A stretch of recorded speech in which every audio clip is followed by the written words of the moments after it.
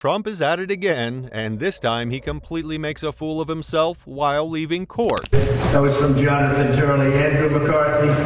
NDAs are legal in common, yet Bragg alleges Trump's was illegal. I have the only illegal NDA. It seems like Trump's challenge may have backfired on him, as the Biden campaign swiftly accepted the debate invitation with terms that favored a more controlled and moderated setting. This response likely caught Trump and the GOP off guard, leading them to reconsider their enthusiasm for the proposed debate. The radical Democrats, including President Biden himself. Oh, Biden is judge, and the one circling that beautiful resolute desk in the Oval Office. A criminal trial carries much higher stakes and potential consequences compared to civil proceedings. With opening statements now concluded, both the prosecution and defense will begin presenting their evidence and calling witnesses to support their respective arguments. But I saw something today that's maybe worse than anything. President Xi of China, I know him well, and President Putin of Russia, I know him well. They're right now together working on plans where they combine, where they get together and do damage, because that's ultimately what they're thinking about, doing damage.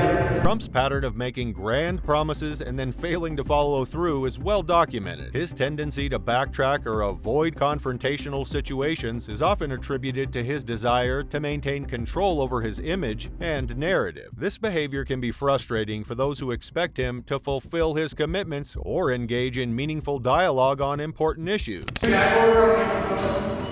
President, are you going to testify next week? There is no gag order to Michael Cohen. What the judge did was amazing, actually. It was amazing. Everybody can say whatever they want. They can say whatever they want, but I'm not allowed to say anything about anybody. It's a disgrace, and you see it. The media sees it. It seems like some Republicans and right-wing media figures are preemptively trying to downplay Trump's decision to agree to a debate with President Biden. By framing the debate as rigged or a trap, they're attempting to manage expectations and potentially mitigate any negative fallout if Trump does not perform well. This strategy allows them to maintain a narrative of victimhood or persecution, which resonates with their base and reinforces loyalty to Trump. And you know who they are, certain people. Anything's even mentioned, he wants to put me in jail. And that could happen one day, and I'd be very proud to go to jail for our Constitution, because what he's doing is so unconstitutional. There's never been anything like it. This is story after story right here. Look at this, one after another. And this is over the last 2 years. It appears that some figures within Fox News are attempting to spin President Biden's request for a debate with Trump as a defensive maneuver rather than a proactive initiative. By suggesting that Biden's request is a response to bad polling or a way to avoid debating, they're attempting to diminish the significance of the debate and undermine Biden's credibility. This framing aligns with their broader narrative of skepticism toward Biden and his administration. Sitting there over the fact that somebody paid a lawyer, and in paying the lawyer, so it was a legal expense, that somebody happened to be me. I didn't do the bookkeeping, I didn't even know about it, but a very good bookkeeper marked a legal expense down as a legal expense. They didn't call it construction, they didn't call it building something, or concrete, or electrical cost. Michael Cohen's testimony indeed holds significant weight in the Manhattan District Attorney's case against Trump. His first-hand accounts and evidence are crucial in establishing the allegations of illegal activity related to the hush money payments made to Stormy Daniels. For Cohen, this trial represents an opportunity to seek justice and perhaps vindication for his own actions. Having pleaded guilty and served time for his role in the hush money payments, Cohen may see this trial as a chance to hold his former boss accountable for any wrongdoing. It was a fascinating day, and it shows what a scam this whole thing is, and I think that seems to be the way almost everybody, even CNN and MSDNC, they have quotes over here that are drop the trial. Ellie Honig, this is a statement he just made, would not have even charged this case This case shouldn't have been charged. It should have never been started. Cohen's response to Blanche's questions reflects his unapologetic attitude and willingness to stand by his previous statements and actions. Despite being confronted with a specific instance of criticism directed at Blanche, Cohen doesn't shy away from acknowledging it. His nonchalant response sounds like something I would say, suggests that he's not bothered by Blanche's attempt to discredit him using social media posts. This exchange highlights Cohen's consistency in his public stance against Trump and his allies, underscores his defiance and lack of hesitation in defending his past remarks and behavior, even in a formal legal setting. Former President Donald Trump's one-time lawyer, Michael Cohen, spent his third day on the stand today in a Manhattan courthouse. Cohen is now the key witness in the case against his former boss, and he again faced hours of scrutiny over the many lies and misstatements that he's made. The prosecution's strategy in presenting witnesses and evidence leading up to Cohen's testimony was to establish a clear narrative and provide corroborating evidence for Cohen's claim. By showcasing testimony from former Trump aides and presenting physical evidence such as signed checks and handwritten notes, the prosecution aimed to strengthen the credibility of Cohen's account regarding the hush money payments to Daniel. The reference to the hush money checks being signed in Sharpie humorously underscores the careless and potentially incriminating nature of Trump's actions. Trump's lead lawyer, Todd Blanche, in a somewhat circuitous and occasionally zigzagging line of questions, tried to keep up the attack that they started earlier this week, which is to elicit testimony that proves their point that Michael Cohen cannot be trusted, that he is a fundamentally untruthful, dishonest, and unscrupulous witness on this case. And Blanche went through multiple examples today in the past where Michael Cohen was talking to Congress or talking to federal agents or testifying in other courts of law, and he raised his hand to say, I swear to tell the truth, and he... The inclusion of details about the reimbursement process, including the grossed up amount and the additional bonus, provides insight into the financial intricacies of the hush money payments made to Cohen. By presenting this information, the prosecution aims to illustrate the deliberate and calculated nature of the reimbursement scheme, further supporting their argument that Trump was aware of and involved in the illegal conduct. The subpoenaing of publishing companies to authenticate excerpts from Trump's books serves multiple purposes. Scrutinized examples of that. Blanche also elicited some testimony about some other dubious practices of Michael Cohen's, like surreptitiously recording other people's phone calls. In the defense's opening statement, Todd Blanche sought to undermine Michael Cohen's credibility, highlighting the lack of corroborative witnesses to verify Cohen's testimony about his private conversations with Trump. By emphasizing that Cohen is the sole person testifying about these crucial interactions, Blanche aimed to cast doubt on the reliability of Cohen's statements. Cohen's credibility is indeed a central issue in the trial. As the key witness for the prosecution, his testimony directly implicates Trump in the crimes Cohen confessed to committing. And another thing the very next day. But there were some other cases where he pushed back on this. Like there was a lot of talk today about whether or not he had specifically asked for a pardon from then President Trump. And sometimes Cohen would try to parse word games and have a semantic debate over whether he meant something in the past tense or the present tense. But on the whole, Cohen was a pretty firm, soft-spoken, steady witness today.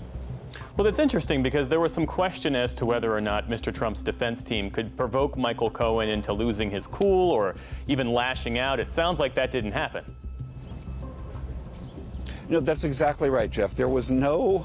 Prosecutors in Donald Trump's criminal hush money case have concluded their presentation with Michael Cohen as their final witness, a strategic decision that has several implications. By not calling other high-profile former Trump associates like Rudy Giuliani, Steve Bannon, and Allen Weisselberg, the prosecution appears to be streamlining their case to focus on the most direct evidence and testimony available. This move underscores the significance they place on Cohen's testimony despite his credibility challenge. The jury had just been hearing Michael Cohen's direct testimony, and I have to say, I know Michael Cohen really well. A lot of reporters do. I think anybody who watches television probably knows Michael Cohen well. He's got a very big personality. He's loud. He can be abrasive, and inside the courtroom, he was very subdued. He was very calm, serene, almost had a hangdog quality to him. Maybe not serene, deflated is the way I would describe describe him, answering Todd Blanche's questions with yes sir, no sir, and that's correct. For the Michael Cohen's demeanor during his testimony in the hush money trial against Donald Trump is particularly noteworthy. On direct examination, Cohen openly admitted to having lied and bullied people as part of his job at the Trump Organization. He confessed to having enjoyed his role, driven primarily by a desire to please Trump. The only thing that was on my mind was to accomplish the task to make him happy. Cohen said this admission paints a vivid picture of the dynamic between Cohen and Trump, suggesting a relationship marked by extreme loyalty and moral compromise. Blanche and the defense played that podcast, that Mea Culpa podcast, and you heard Michael Cohen's voice yelling and saying how much he would love to see Donald Trump behind bars. And the contrast between Michael Cohen on the stand and that podcast was so striking that was a moment that the jury really did react. Now, did they react because they don't believe Cohen, or did they react just because of the incredible difference between what he was like in testimony and what he's like on his podcast? Cohen still seems to take pleasure in lying, hiding the truth, and stirring up trouble. Blanche asked him about a secret recording he made of Trump talking about paying off Karen McDougal, a former Playboy model who claimed she had an affair with Trump. Neighbor's lawyer, Newsmax, there's no law against securing a non-disclosure agreement. There's none. Everybody has them. Every company has them. Out of concern for your marriage or protecting your family or any other reason, they're common. Non-disclosure, NDAs. The Manhattan show trial against President Trump is a gross abuse of power. Trump has had several former associates testify, including ex-National Enquirer publisher David Pecker, former aide Hope Hicks, ex-First Republican Bank executive Gary Farrow, a former assistant Ronna Graff, C-SPAN Archives director Robert Browning, adult film star Stormy Daniels, and her lawyer Keith Davidson. Last month, during jury selection, New York Judge Juan Merchan told potential jurors the names of over 40 possible witnesses for the trial to eliminate any biases. However, with Trump's defense suggesting they likely won't call any more witnesses, Trump may have seen the last of his former associates on the witness stand. Michael and I have spoken often and almost daily, Jake, and I think Michael had to come to the realization that, yes, everyone is going to barrage him with the statements that we keep hearing over and over, that he lied and he lied and he lied. I think it's most important that people start now listening to Michael, because what he's been speaking about is corroborated by so many individuals that were in the Trump orbit, that were close to the family, as well as myself. And we have Alan Weisselberg, who everyone keeps discussing as well, who was a part of all of this. Judge Juan Merchan's list of potential witnesses included members of Trump's family, his adult children Donald Trump Jr., Ivanka Trump, and Eric Trump, as well as his wife Melania Trump and Ivanka's husband Jared Kushner. However, none of Trump's family members have testified. Welcome back to CNN special live coverage of Donald Trump's hush money cover-up trial. Any minute, Michael Cohen will resume his testimony. He just finished explaining how he interpreted a series of Trump tweets in 2018 as a caution against him. Despite the historical significance and potential serious consequences of the Trump trial, the case revolves around almost unbelievably childish behavior. Cohen testified that he and Trump discussed the payment to Daniels several times, including a phone call on October 24, 2016. Phone records show that at 8:02 p.m., Cohen called Trump's bodyguard Keith Schiller, and the call lasted 1 minute and 36 seconds. With prosecutors. I want to bring in Stephanie Winston-Wolkoff. She's a former senior advisor to Melania Trump and author of the book. Hoffinger asked Cohen why he called Schiller that night. Cohen replied, "Because I needed to speak to Mr. Trump to discuss the Stormy Daniels matter and its resolution." He explained that he often called Schiller when he needed to reach Trump. Hope Hicks, Trump's former communications aide, mentioned that Schiller frequently helped in facilitating phone calls for Trump. On Thursday, Blanche questioned Cohen about the October 24th call. By far, it's the most important and biggest point the defense has scored so far. There's nothing else comes close to comparing to it.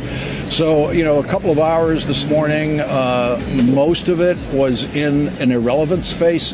But it was on the credibility issue of Michael Cohen, which for the defense really is the entire area that they want to concentrate on. But what was crucial about this testimony.